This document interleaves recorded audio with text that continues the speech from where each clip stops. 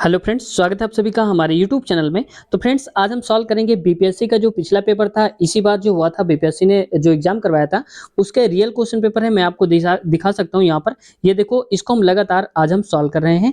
इसके कई पार्ट हम करवा चुके हैं और इसमें बचे हुए जो क्वेश्चन हैं इस पार्ट में हम कवर करने वाले हैं। तो फ्रेंड्स, वीडियो में अंत तक बने रहिएगा, बहुत कुछ आपको आज सीखने को मिलेगा। इस वीडियो में रियल क्वेश्चन से आप परिचित हो पाएंगे कि कैसे क्वेश्चन आए थे और लेवल क्या रहा है, और आपको किन टॉपिक पर भी फोकस करने की आवश्यकता होगी और किस लेवल को लेकर आपको चलना होगा क्वेश्चन पेपर में। तो फ्रेंड्स, शुरुआत करते हैं आज की इस वीडियो की। लेकिन चैनल पर नए हैं तो आपसे रिक्वेस्ट है, चैनल को सब्सक्राइब कर लिया करिए और बेल आइकन दबाकर हमारे चैनल से जुड़ जाएं, जिससे कि ऐसे वीडियोस आप तक नोटिफिकेशन के थ्रू पहुंचते रहेंगे और आप अपडेट होते रहेंगे। तैयारी में आपकी चार चांद लगते रहेंगे। शुरुआत करते हैं आज की इस वीडियो की। पहला क्वेश्चन देखो, यहाँ पर लिखा हुआ है, कह रहा है कि निम्नलिखित में से कौन सा बायोस्फीयर रिजर्व यूनेस्को द्वारा अंतरराष्ट्रीय स्तर पर मान्यता प्राप्त नहीं है। देखो, कई बार हम क्या गलती कर जाते हैं, जल्दबाजी में क्वेश्चन को पढ़ते हैं और पढ़ने के साथ हम नहीं वर्ड को भूल जाते हैं, और जैसे हम नहीं वर्ड को भूलेंगे हमारा गलत हो जाएगा। यहाँ पर बोला जा रहा है कि बायोस्फीयर रिजर्व जो यूनेस्को द्वारा है वो अंतरराष्ट्रीय पर मान्यता किसको प्राप्त नहीं है। तो यहाँ पर देखो, इसको भी प्राप्त है, सुंदरबन को भी प्राप्त है, मन्नान की खाड़ी को भी प्राप्त है, यानी कि तीनों को प्राप्त है। जबकि पूछा था कि किसको नहीं प्राप्त है, तो यहाँ पर कोई सही नहीं है, तो हम कहेंगे ऑप्शन नंबर हमारा कौन सा हो जाएगा, ई नंबर राइट आंसर हो जाएगा। ऊपर युक्त में से कोई नहीं, ऑप्शन नंबर ई करेक्ट आंसर हो जाएगा। अगला क्वेश्चन देखो, इसमें कहा जा रहा है, रियो डी जेनेरियो पृथ्वी शिखर सम्मेलन 1992 किसको संबोधित करने के लिए बुलाया गया था। यानी कि जब 1992 रियो डी जेनेरियो में शिखर सम्मेलन हुआ था तो किसके लिए बुलाया गया था। तो देखो, पर्यावरण संरक्षण की अति आवश्यक समस्याएं थी उन पर, उसके लिए भी बुलाया गया था, तो ये भी सही है।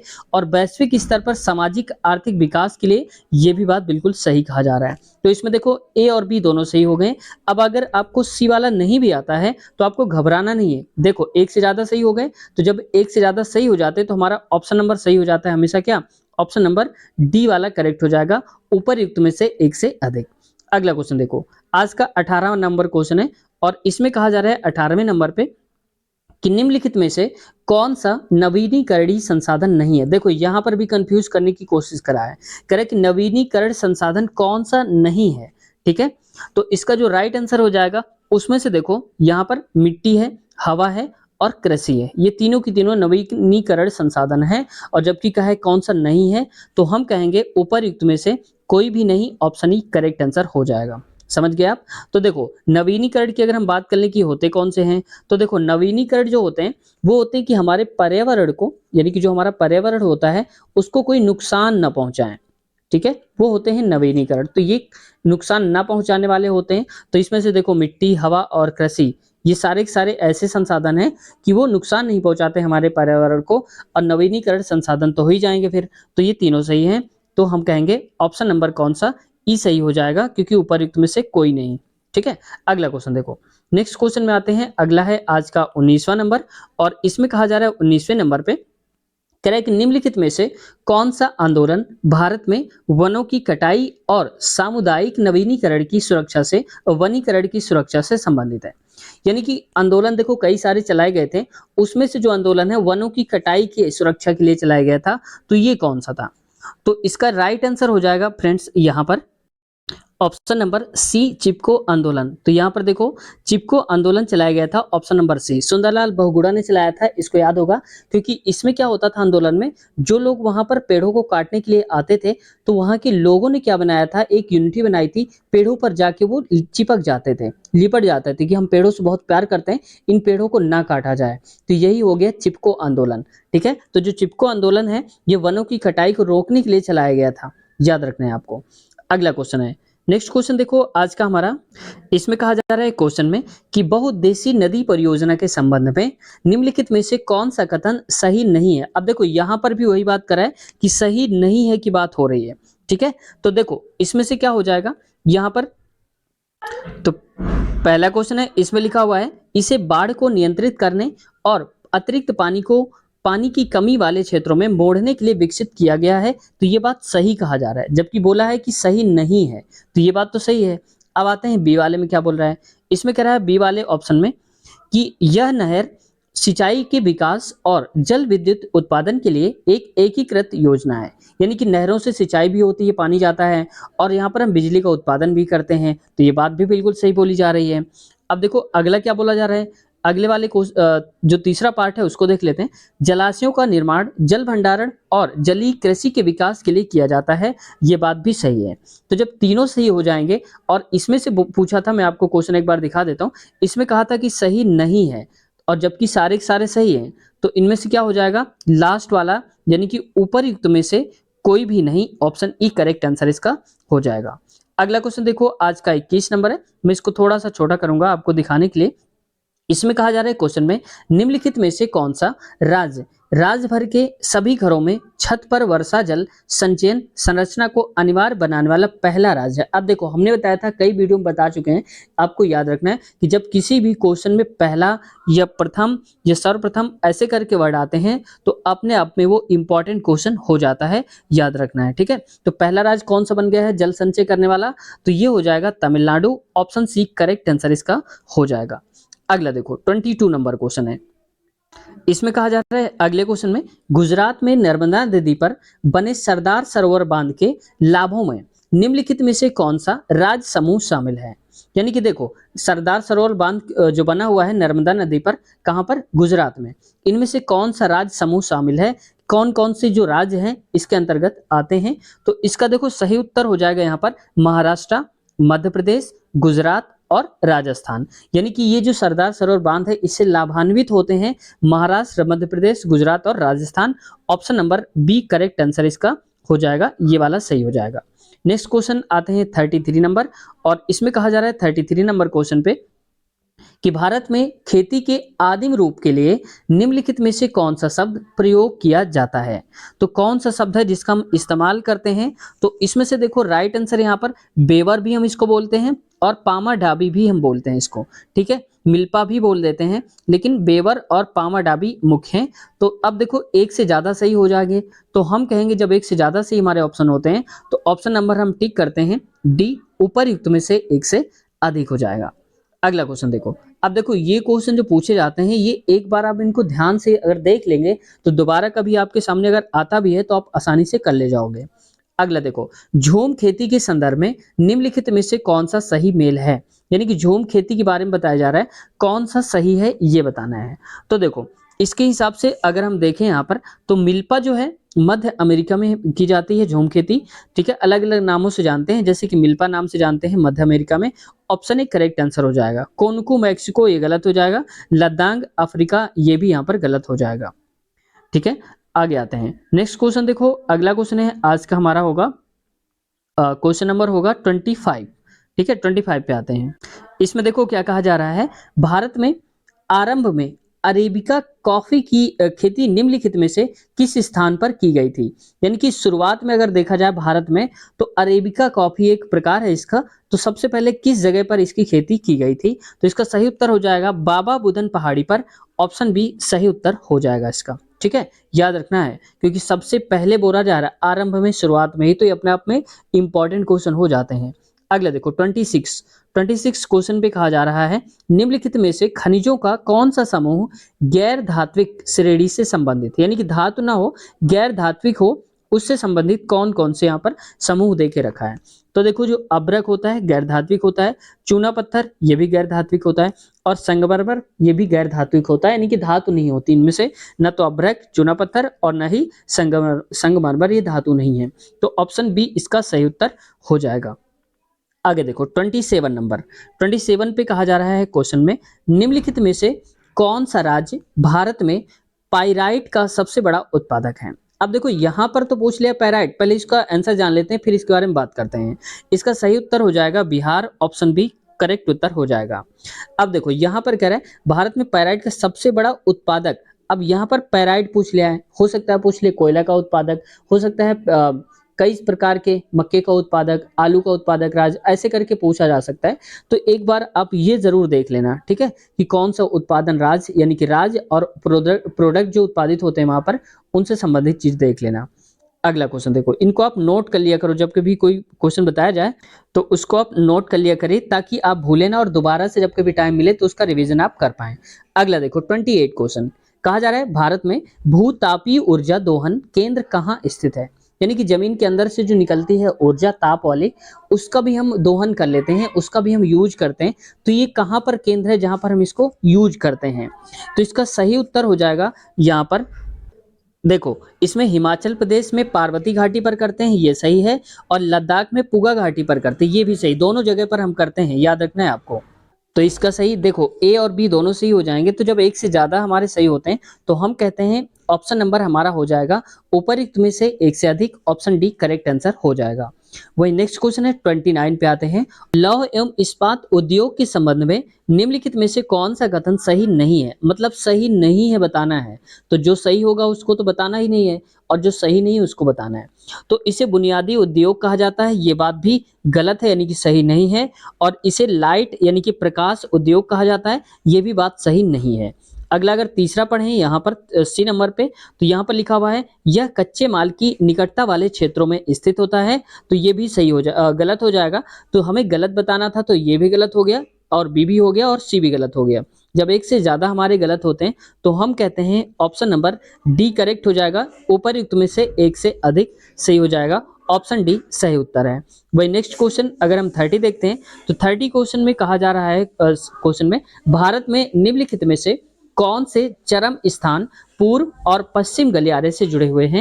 यानी कि कौन कौन से स्थान हैं जो पूर्व और पश्चिम के गलियारों से जुड़े हुए हैं, उनका संबंध है वहां पर। तो देखो सिलचर जो कि असम में पड़ता है, और पोरबंदर जो कि गुजरात में पड़ता है, तो ये सही हो जाएंगे पश्चिमी गलियारे में, पूर्वी और पश्चिमी गलियारे में। तो ऑप्शन बी करेक्ट उत्तर हमारा हो जाएगा, बी वाला। वही नेक्स्ट क्वेश्चन देखते हैं 31 नंबर। देखो 31 पे कहा जा रहा है मिसमी, बरैल और लुसाई क्या हैं। यानी कि जो नाम दे के रखा है मिसमी, बरैल और लुसाई, ये सारी सारी हैं क्या। तो ये हैं सारी पहाड़ियां, तो ऑप्शन ए करेक्ट उत्तर हो जाएगा। ये पहाड़ियों के नाम दे के रखा है मिसमी, बरैल और लुसाई। अगला क्वेश्चन देखो 32 नंबर, और 32 क्वेश्चन पे कहा जा रहा है इसमें कह रहा है कि भारत की प्राचीनतम चट्टानों में सम्मिलित नहीं है। यानी कि सबसे जो प्राचीन चट्टानों की अगर हम बात करते हैं तो कौन सा इनमें से सम्मिलित नहीं दिखाई दे रहा है हमको, ठीक है। तो देखो धारवाड़ क्रम ये भी प्राचीनतम चट्टानें नहीं है, नवीनतम है। और कुडप्पा क्रम ये भी यहाँ पर प्राचीनतम नहीं है, नवीनतम है। और बिंधन क्रम जो है ये भी यहाँ पर प्राचीनतम नहीं है, ये नवीनतम है। तो कोई भी सही नहीं है। जब कोई सही नहीं होगा तो हम कौन सा लगाएंगे, ऑप्शन नंबर ए उपरयुक्त में से कोई सही नहीं है। अगला देखो 33 पे कहा जा रहा है क्वेश्चन में असम हिमालय में हिम रेखा की ऊंचाई है। यानी कि अगर असम हिमालय की हम बात करते हैं तो हिम रेखा की ऊंचाई लगभग कितनी है। तो इसका सही उत्तर हो जाएगा फ्रेंड्स यहाँ पर, ये हो जाएगा यहाँ पर 4400 मीटर, यानी कि 4400 मीटर। ऑप्शन बी सही उत्तर हो जाएगा। यानी कि ये क्वेश्चन आप एक बार ध्यान से देख लो, असम हिमालय में हिम रेखा की ऊंचाई कितनी है, 4400 मीटर। अगला देखो 34 नंबर क्वेश्चन पे आते हैं। 34 क्वेश्चन में कहा जा रहा है इसमें कि पेन्नार नदी का उद्गम स्थल है। देखो ये कई बार पूछ लिया जाता है कि कौन सी नदी का उद्गम स्थल क्या है, ठीक है, ये याद रखना है जो मेन है। और हालांकि पेन्नार नदी पूछ के रखा हुआ है, जो कि बहुत कम पूछा जाता है, डीप थोड़ा सा कर दिया है। फिर भी देखते हैं, तो पेन्नार नदी का जो उद्गम है वो है नंदी पहाड़ी, जो कि कर्नाटक में पड़ती है। ऑप्शन सी राइट उत्तर हो जाएगा। अब देखो बहुत सारे लोगों को ध्यान ही नहीं जाता कि अरे साउथ की क्या चीजें पूछेंगे। अब देखो घुमा दिया ना क्वेश्चन को, तो वैसे ही हमें भी तैयार रहना है अपने हिसाब से कि क्वेश्चन को अगर घुमाएगा तो भी हम क्या तैयार करके रखेंगे, ठीक है। तो पेन्नार नदी का उद्गम क्या है, यहाँ पर नंदी पहाड़ी से उद्गम होता है इसका, और है कहाँ पर, कर्नाटक में, ठीक है। अब ये भी पूछ सकता है अगला क्वेश्चन कि नंदी पहाड़ी कौन से राज्य में स्थित है, महाराष्ट्र, तमिलनाडु, कर्नाटक, ऐसे करके दे सकता है। तो आपको उत्तर लगाना है क्या, कर्नाटक। तो यहीं से आपके 2 क्वेश्चन तैयार हो जाएंगे। अगला देखो 35 पे आते हैं। 35 क्वेश्चन पे कहा जा रहा है जनवरी माह में भारत में 20 डिग्री सेल्सियस से की समताप रेखा का विस्तार माना जाता है। तो ये कितना माना जाता है, सेंटीग्रेड से कि समताप रेखा का विस्तार कहां से कहां तक माना जाता है। तो ये कर्क रेखा के समानांतर किंतु दक्षिण में माना जाता है। यानी कि दक्षिण में अगर हम कर्क रेखा के समांतर देखते हैं तो इसको हम 20 डिग्री मानते हैं। ऑप्शन ए सही उत्तर हो जाएगा। अगला देखो 36 नंबर क्वेश्चन है, और 36 वाले क्वेश्चन पे कहा जा रहा है पश्चिमी हिमालय में उपोष्ण कटिबंधीय वनस्पति के विस्तार की उच्चतम सीमा क्या है? यानी कि अगर हम ऊंचाई अगर देखें, औसत ऊंचाई, तो वो कितनी हो जाती है? तो ये है लगभग औसत सागर तल से यानी कि समुद्र तल से अगर हम देखते हैं तो 1524 मीटर हो जाती है, 1524 मीटर ये उष्णकटिबंधीय वनस्पतियों की ऊंचाई होती है। उच्चतम मतलब अधिकतम। तो ऑप्शन सी सही उत्तर इसका हो जाएगा।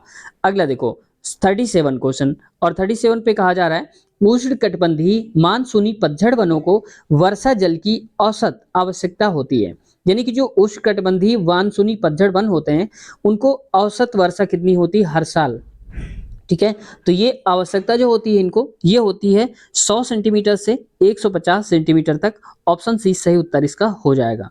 याद रखना है उष्णकटिबंधीय पतझड़ जो वन होते हैं उनके लिए वर्षा की आवश्यकता होती है 100 सेंटीमीटर से 150 सेंटीमीटर तक। अगला देखो 39।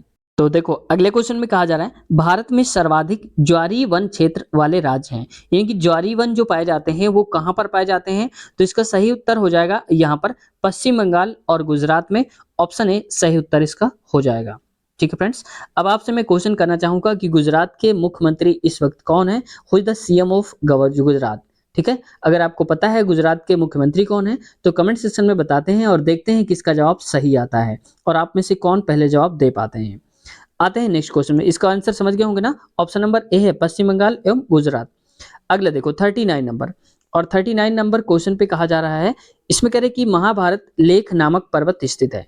यानी कि महाभारत लेख एक पर्वत है, वो है कहाँ पर स्थित है? तो ये है नेपाल में। ऑप्शन बी करेक्ट उत्तर इसका हो जाएगा। वही देखो अगर हम 40 नंबर की बात करते हैं तो 40 नंबर क्वेश्चन दिया हुआ है, ये भी इंपॉर्टेंट क्वेश्चन में आता है। क्यों? क्योंकि आर.एल. सिंह ने भारत के प्रादेशिक विभाजन के आधार पर तत्व के रूप में लिया था।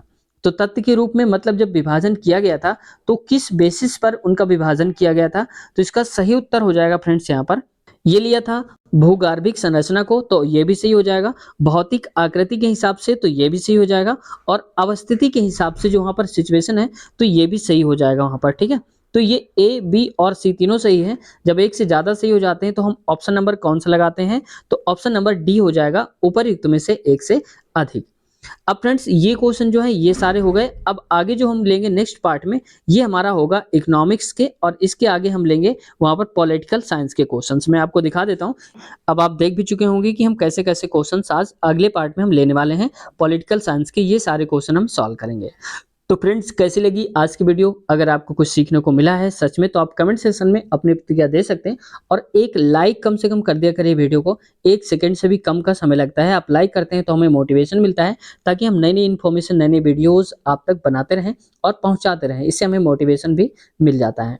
तो फ्रेंड्स अगर आपने इसके पहले वाले पार्ट्स नहीं देखे हैं या इसके आगे वाला भी पार्ट्स देखना चाहते हैं तो इसी वीडियो के नीचे आप लिंक मिल जाएगी, आप डिस्क्रिप्शन में चेक कर लेना, जो लिंक मिल जाएंगी आप अपने हिसाब से देख लेना।